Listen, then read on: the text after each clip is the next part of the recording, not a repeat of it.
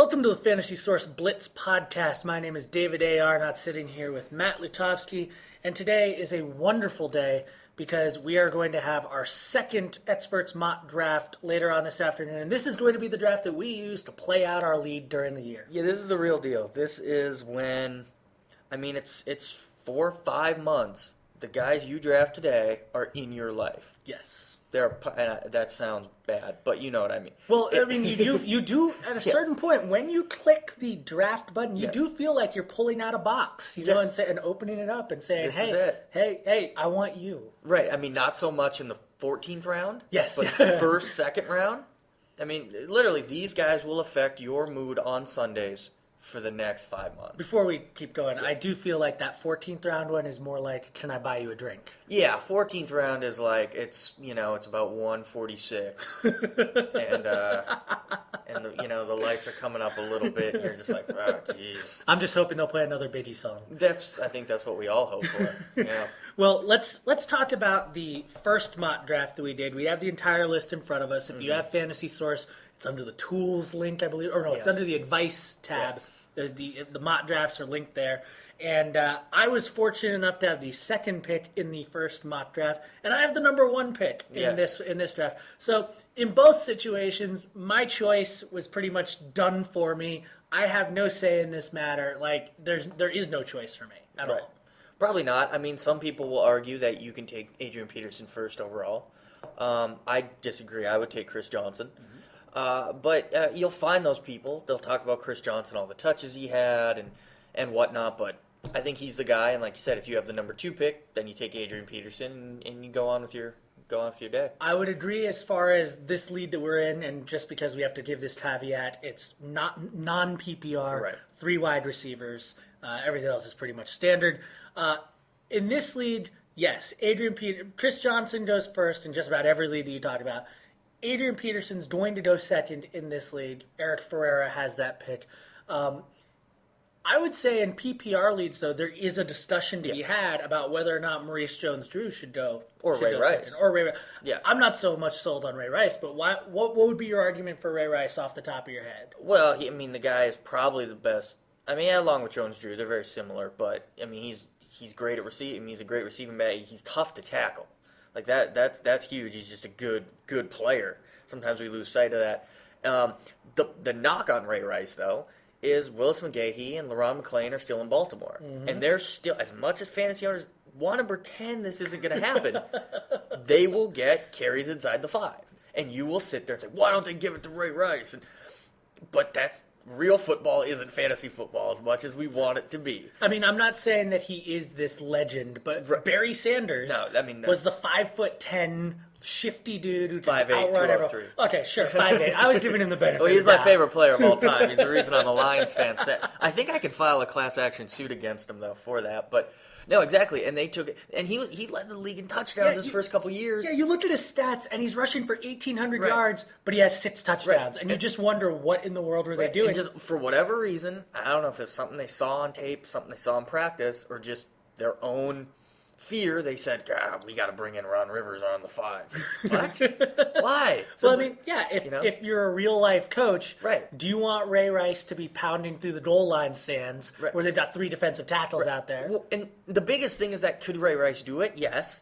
But if you have other options, why not go to them? That's the biggest thing about But Ray Rice, I still love him. I would take him 3 in a standard draft, and I think he'll go top 4 in pretty much every draft. So I guess the larger point is that the top 4 is pretty much consensus. I think so. In just about every league. I think so. The only guy, unless you have a big Drew Brees fan or a big someone who really values receivers and wants to sneak Andre Johnson in there, but. Well, I was going to ask about that. Andre Johnson in our non-PPR league went 8th in our first mock draft.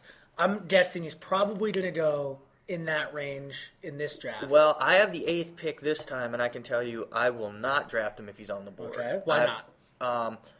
I like him. He's great. We know it. Consistent, gets the ball, good offense, all that great stuff. Problem is touchdowns. And it's tough to predict touchdowns from year to year. We know that. But Andre Johnson has never been a guy catching 12, 13, 14 touchdowns. Part of that's because of injury. Which is its own problem.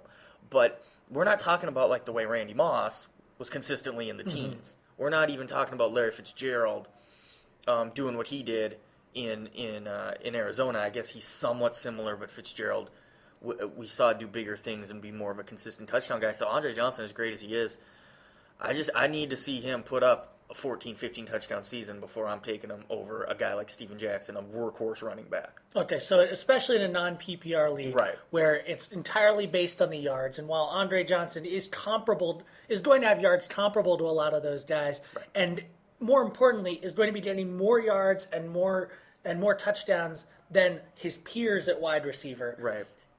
It's probably you still have your doubts about him. Who else would even be in the conversation? Is there anybody who would even be in the conversation For wide receiver? in the first round? I don't think so. I mean, to me, Moss has the most upside. Being the offense he's on, he's still talented in a contract year, all that good stuff. The fact is, he's 33. Last year, half of his touchdowns came in 2 games, which is great for those two weeks. But the rest of the time, you're like, what the? Randy Moss, he's inconsistent.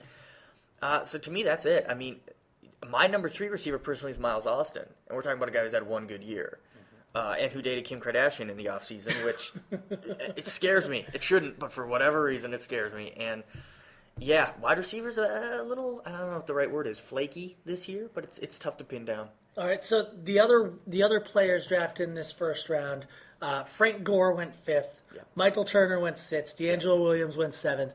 Without going too deeply into them, I feel like those were kind of the rope picks. It's like, look, if you're going to pick a running back, you may as well get a guy who has done it before and doesn't show any signs of particularly slowing down at the moment. They're uninspiring in the sense that you don't. We have a saying in my area of the floor of our office where if you pitch Sean Green and he runs for 1,800 yards, you get bonus points because he's young and he's unproven. You discovered him. But these guys, everybody knows about them, so you don't really get bonus points for it. Let's talk about the quarterbacks. Yes. Is there a consensus as to whether there going to be 2, 3 quarterbacks taken in the first round, and which guys would they be? I mean, I think they'll probably. I mean, I think Breeze goes first round in pretty much every draft. And then, I mean, like in our first mock, I had the 12th pick. I took Aaron Rodgers. And that's, I think, what a lot of people will wind up doing on that swing. It's a tough call with quarterbacks, but I think basically you're looking at a max of 2, probably Breeze and Rodgers. I mean, it's possible. Obviously, you're in a league with a big Colts fan. Peyton Manning might sneak up in there. And with our snake draft, you then turned around and took his teammate Ryan Grant. Which I didn't want to do. I don't like drafting teammates like that. I just felt that Grant was the best player on the board at that point. I'm guessing it's because the Packers have the same bye week as the Packers. Well, that's one reason. And also, I mean, some people look at it like, hey, they score a touchdown, you're getting it. Yes. Unless there's some sort of weird halfback option from, Brandon Jackson to who's that, Spencer Havener or something. Yes. But for the most part, they get a touchdown, you're getting points out of it. But it's always risky to load up too much on one team. So why did you pick Rodgers instead of Manning? I just think he's got, it sounds crazy to say, but I think he has more upside, and I think that, they throw as much as anyone. Obviously the Colts throw a lot too. I mean, they're both great. You really can't go wrong with either. Personally, I'd prefer not to draft a quarterback in the first round. I was just looking at that 12 pick going, well, who am I going to draft? Because I'm not particularly high on Sean Green or Ryan Matthews like some people, so who am I going to draft if I'm not drafting Aaron Rodgers? Yeah, I mean, one of the things I'm very fond of saying is in a non-keeper league, you may as well shoot for the moon. Yeah. And just go all upside on these guys. Go big points. To a certain point. Right, because that's the thing about Aaron Rodgers is he's going to put up points. I mean, you know that about Peyton Manning too. But Peyton Manning, I think, can go into cruise control a little bit. And the other thing about Aaron Rodgers, get some points with his legs. Underrated aspect of his game. Well, Matt, thanks for joining us on the podcast. Yeah, well, thanks for having me.